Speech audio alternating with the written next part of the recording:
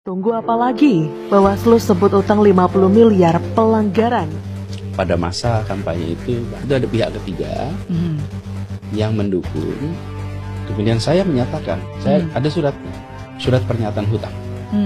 Saya yang tanda tangan. Nah, kami juga baru tahu nih dari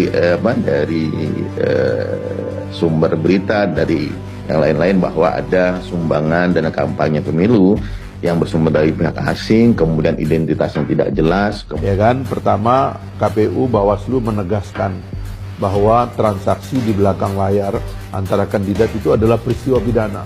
Pada masa kampanye itu banyak sekali yang melakukan sumbangan. Banyak sekali. Ada yang kami tahu, ada yang kami tidak tahu. Pemberi dukungan ini meminta dicatat sebagai hutang.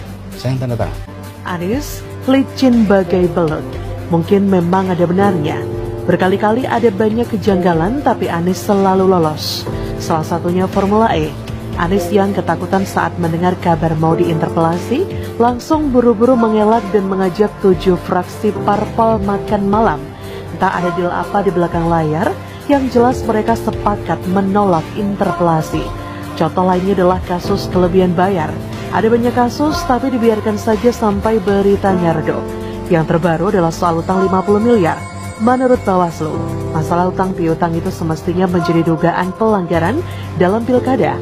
Ketua Bawaslu RI Rahmat Bagia mengatakan penerimaan dana 50 miliar adalah pelanggaran karena melewati batas maksimal sumbangan dana kampanye yang boleh diterima calon kepala daerah.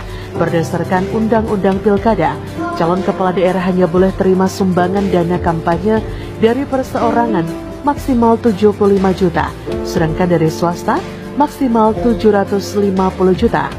Terlepas dari kalah harus bayar atau menang utang lunas, Anies tetapi anggap mendapatkan sumbangan dana kampanye 50 miliar. Kata Bagia, itu seharusnya bermasalah, seharusnya itu pelanggaran pidana. Itu pidana karena dia tidak menyebutkan itu di laporan akhir dana kampanye.